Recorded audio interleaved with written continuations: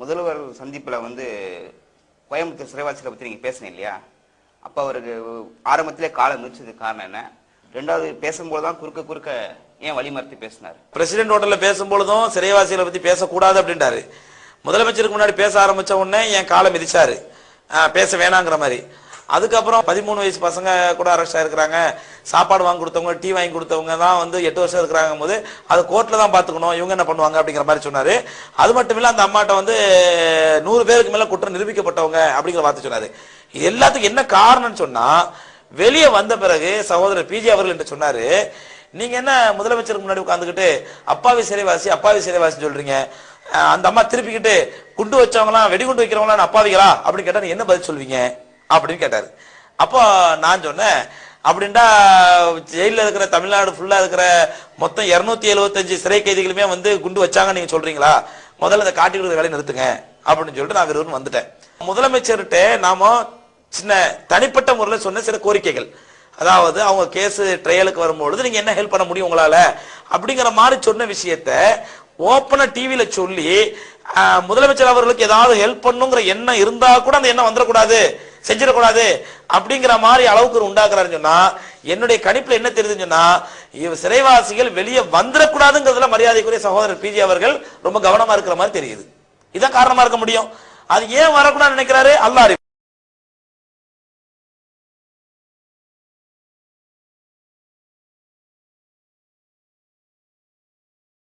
நீ உளர்னதுக்காக தான் தொடைய தட்டுறேன்.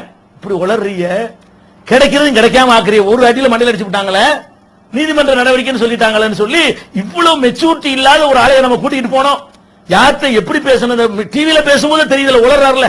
இந்த மாதிரி அங்கேயும் உளர்னதுனாலதான் நான் என்ன செஞ்சேன், தொடையில தட்டுறேன். அதை கூட நான் என்ன நினைச்சேன், வெளியே வந்த உடனே தொடையில தட்டினதுக்கு வேற ஏதாவது விளங்கிக்கிற போறாரு அப்படின்னு சொல்லி நான் தான் கூப்பிட்டு எல்லாரும் மத்தியிலையும் வச்சு நான் விளக்குறேன். நான் ஏன் தொடையில தட்டினேன்னு சொன்னா, அவங்க அப்பாவிகளா குற்றவாளிகளாங்கிற டாபிக் நீங்க போனீங்கன்னா நீதிமன்றம் தான் முடிவு செய்யும் சொல்லிடுவாங்க. அதே மாதிரி சொன்னாங்க. நீங்க எப்படி அணுகிருக்கணும், ஜாமீன்ல விடுங்க நீங்க கேட்டிருக்கணும். நீங்க அந்த கேட்ட விதம் அவர்களுக்கு எதிரான ஒரு பதிலை வரவழைச்சிருச்சு. என்ன பதில் சொன்னாங்க பாத்தீங்களா? நீதிமன்றத்தில் தலையிட முடியாதுன்னு பதில் சொன்னாங்க பாத்தீங்களா? இதுக்கு காரணமே நீங்க எடுத்து வச்ச தப்பான வாதம். அவங்களுக்கு நீங்க உதவி செய்ய நினைத்திருந்தால் அறிவை பயன்படுத்தி, உங்களுக்கு அக்கறை வேண்டாம் இருக்கலாம், மூளை வேணும். ஒரு காரியத்தை சாதிப்பதற்கு எப்படி அதை அணுகணும் அப்படி அணுக வேண்டும். அப்படி நீங்கள் அணுகாத காரணத்தினால் நான் தட்டுன, உங்களுக்கு புரிஞ்சுக்கிறேன் நான் என்ன பண்றதுன்னு சொல்லி நானே அதுக்கு விளக்கத்தையும் சொல்லிட்டேன்ல.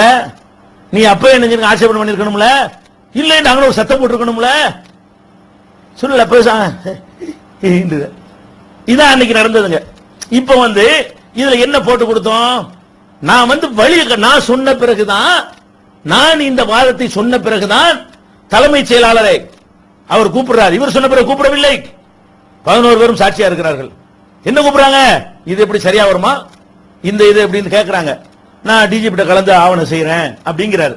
அப்ப நான் சொன்னதுக்கு என்ன ரிப்ளை வருது, டிஜிபி கலந்து சட்டத்தில் இடம் இருக்குமானால் செய்கிறேன் என்று ரிப்ளை வருது.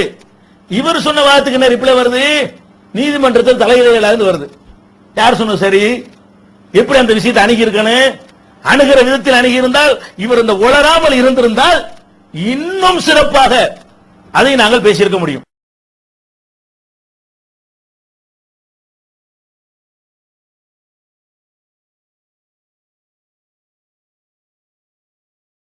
அடுத்து சிறைவாசிகளுடைய விடுதலையை பொறுத்த அளவிலே அந்த விவாதத்தில் பங்கெடுத்துக் கொண்டவர் நம்முடைய மௌலவி ஜெயிலாபுதீன் அவர்கள், தௌஹீத் ஜமாத்தினுடைய அமைப்பாளர்.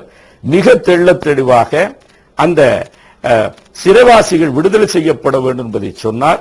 ஏற்கனவே நாம் சொன்னதின் அடிப்படையில் எண்ணிக்கை தொடர்பாக ஏதாவது பிரச்சனை வந்ததா என்று நீங்கள் கேள்வியை வைத்தீர்கள்.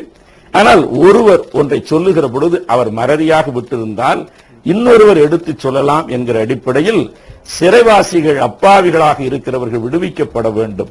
8 ஆண்டுகளாக முறையான விசாரணை இன்றி இந்த வழக்கு நடத்தப்படாமல் அவர்கள் வீணைய நாளை கழித்துக் கொண்டிருக்கிறார்கள். அவர்கள் குடும்பங்கள் எல்லாம் கையெத்து கண்ணீர் வடித்து சம்பாதிக்கக்கூடியவர்களை சிறைக்கு அனுப்பிவிட்டு அவர்கள் மிக பாதிப்புக்குள்ளாகி இருக்கிறார்கள் என்று கண்ணீர் மல்க கலங்கக்கூடிய வகையில் சொன்னார்கள். அதை தொடர்ந்து நம்முடைய மௌலவி ஜெயிலாபுதீன் அவர்கள் மிகச் சிறப்பாக இந்த சிறைவாசிகளுக்காக வேண்டி அந்த துன்பங்களை நீக்கக்கூடிய வண்ணம் நீங்கள் நடவடிக்கை எடுத்தால் அவர் எங்களை சிறையிலே அடைத்தார் என்று பழைய ஆட்சியாளரை சொல்லி நீங்கள் விடுவித்திருக்கிறீர்கள் என்கிற புதிய சரித்திரம் அரும்பும் என்பதை எடுத்துச் சொன்னார்கள். பக்கத்தில் இருந்த நம்முடைய மரியாதைக்குரிய மௌலவி ஷம்சுதீன் காசிமி அவர்கள் இவர்கள் பேசத் தொடங்குகிற பொழுது விடுபட்டு போன செய்திகளை எடுத்துச் சொல்வதைப் போல அவர் சில செய்திகளை எடுத்துச் சொல்லி வந்தவர்கள் அப்பாவிகள், வெளியூரில் இருந்து விருந்தினராக வந்தவர்களை கூட கைது செய்திருக்கிறார்கள். இது துன்பப்படக்கூடிய சமுதாயமாக இருக்கிறது. நீங்கள் தாயுள்ளத்தோடு இதை அணுகி அவர்களை விடுதலை செய்ய வேண்டும் என்று சொன்ன பொழுது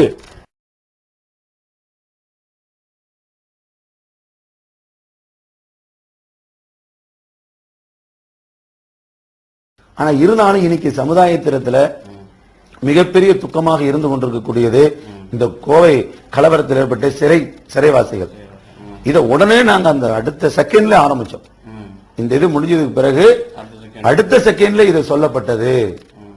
சொன்ன நேரத்தில் சொன்னாங்க முதல்வர் பிஜே அவர்கள் என்ன சொன்னார்கள், உங்களுக்கு உங்களுடைய சட்டப்படி இதற்கு தண்டனை தர வேண்டும் என்றாலும் கூட 4 ஆண்டு காலம் தானே தர வேண்டும் என்று சட்டம் சொல்லுகிறது.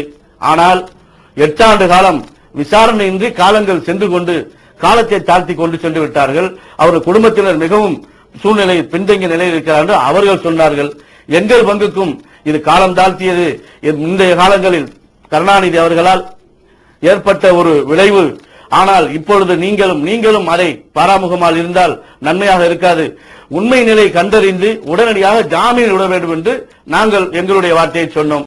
அடுத்ததாக மௌலவி ஷம்சுதீன் காசிமியும் தன்னுடைய பங்குக்கு ஒரு சொல்லை சொன்னார்கள். அந்த சொல் என்னவென்றால், சாதாரணமாக ஒரு தண்டனை காலம் இவ்வளவு காலம் இருக்கும் பொழுது ஆரம்ப காலத்தில் பார்க்க வந்தவர்கள், நிற்பவர்கள், நின்றவர்கள், வந்தவர்கள், விருந்தாளியாக வந்தவர்கள் கூட அவர்கள் பிடித்து சென்று விட்டார்கள். இது ஏதேதோ குற்றங்கள்லாம் நடக்கும் பொழுது ஒரு சாதாரண ஒரு குற்றத்துக்கு குற்றவாளி இல்லாமல் பிடிச்சிட்டு சென்று விட்டார்கள் என்கிற அடுத்த வார்த்தை அவர்கள் சொன்னார்கள்.